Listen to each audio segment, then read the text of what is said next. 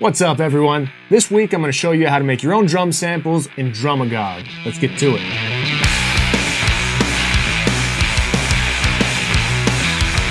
So last week I walked you step by step through recording your own samples, editing them properly, naming them, and then organizing them in a way that makes it easy to get it into your drum plugin of choice. Last week I did Trigger 2.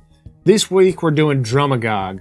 Okay, so we're starting from a place where I'm assuming you've got all of that already done and your samples are all in a central location. If you don't know how to do that or you need a refresher, watch last week's video. I'll put a link right here, a link in the description, a link at the end. There's gonna be links like everywhere for you to click, all right? Just click one of the links. Just click any link. Basically click anything. All right, so I have the session open. I have DRUMAGOG pulled up and it's on this, this snare channel.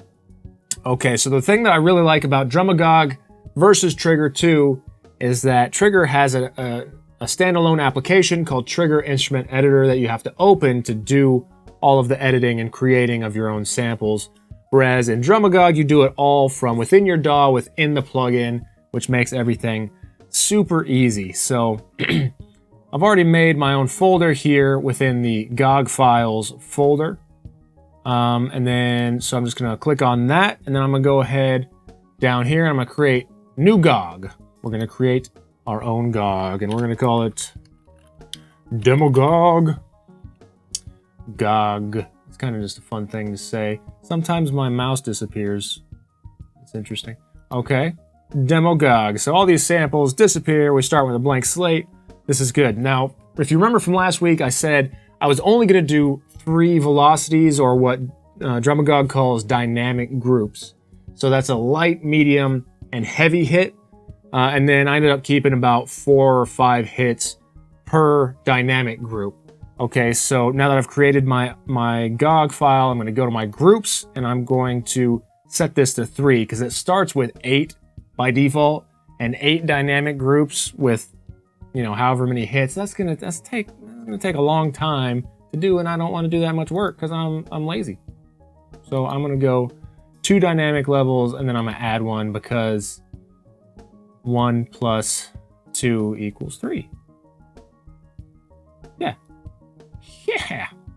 Math. Yeah, it's a wonderful day for a picnic or liking and subscribing. Maybe even tapping that notification bell. All right, so back to my samples.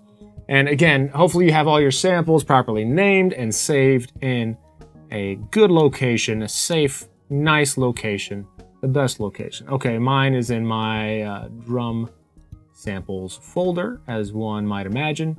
Matt Ingram warm snare, that's the one we made last week. And then I have these different folders of the different mics on those snares, right? So my snare overhead, my room, and room 2, and then my snare top. We're gonna do snare top first. So these are all my samples, and if you remember our naming convention that we went over last week, that's MIWA, that's kind of the sample pack name. So Matt Ingram Warm Audio, because I recorded these at Warm Studios. And then you have the instrument, which is snare, and then you have the velocity, which these are the lightest ones, so that's velocity 1 and then velocity 2. And then you have R, which stands for round robin, or the hit, and so you know, R1, R2, R3, on and on. So once again, you can grab all your samples and drag them over there. DRUMAGOG will do its best to kind of put them in the correct dynamic group, but it doesn't always work, so it's just easier to grab them by velocity. So I'm gonna grab my velocity 1, and then once they're in here, shift click to select all of my samples in that velocity, and then all the information is down here. So you see you have dynamic group. So I'm just going to go to dynamic group 1. So now they're all in dynamic group 1, super easy. All right, velocity 2, we're just gonna do that for all of our samples here. So once again, I'm gonna grab all these new samples. I'm gonna make sure dynamic group 2. So now they're there. And then I'm gonna grab all of my velocity 3. I accidentally grabbed the 2 there. All right. And I'm pretty sure they're already velocity 3, but we're just gonna make sure. Okay, so now I have my 3 different velocities right there, and my all my samples are in there. So I'm gonna go ahead and save this. Yeah, that's what I want to name it. All right. So you could say you're done right here, but there's also a really cool thing that you can do with DRUMAGOG. You can layer in or attach different samples to that main sample. So you see you have these sliders down here, room 1, 2, and 3. It says room, it doesn't have to be room.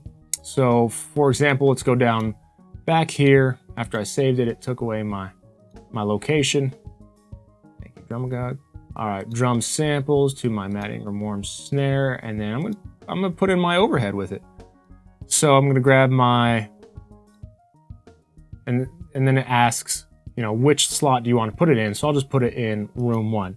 So I'm actually adding in the overhead hit for the exact close mic hit on these samples. So that's kind of cool that it's the exact hit on the close mic and on the overhead. Not that people would notice if it was an actual different hit on the overhead as it is on the close mic, but it's kind of cool to think about. All right, and then you can blend those in now with this room 1 fader. So I'm going to show you what that sounds like. Now, I've only done the overhead on velocity 1, so I'm going to show you how to make sure that these are being triggered at the velocity you want. So this is what I really like also about DRUMAGOG versus Trigger Instrument Editor. In Instrument Editor, you have to do everything beforehand and then hope everything is right once you get into the session. But in DRUMAGOG, you can set everything live, right? So these are the thresholds for the different dynamic groups.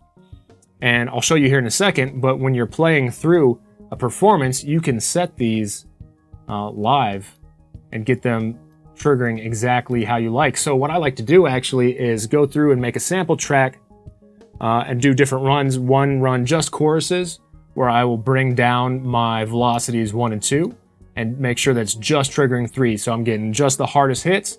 And then I'll do another run of the softer parts, maybe the verses or bridge or whatever. And then I'll bring my 3 down and then, you know, maybe my 2 up. That way I know exactly what dynamic I'm hitting in those different parts of the song, because I like to have that much control. So I'm going to show you what that looks like here real quick.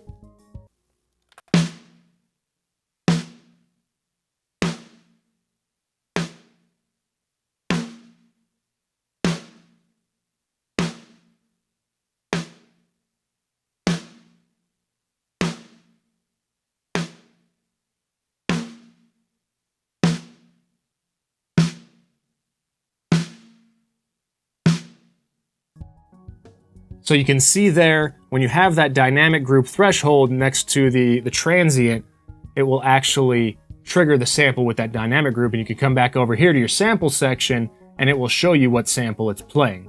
So I've got it so it's just triggering my lowest dynamic group or lowest velocity. I'm going to slowly bring in my overhead, which I have on my room 1 slot.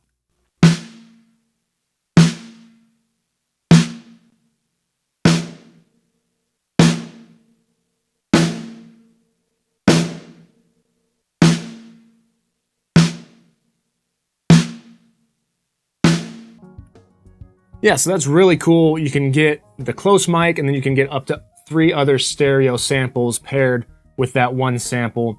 Really powerful tool. And then I love that you can actually go through here and change these groups on the fly to make sure it's triggering whatever sample you like. So that's it. It's really easy in DRUMAGOG. If you guys have any questions, you know I love to answer as many as I can, so leave them down in the comments section. And thanks for watching. Let me know if there's anything else you want me to cover, and I'll see you next week.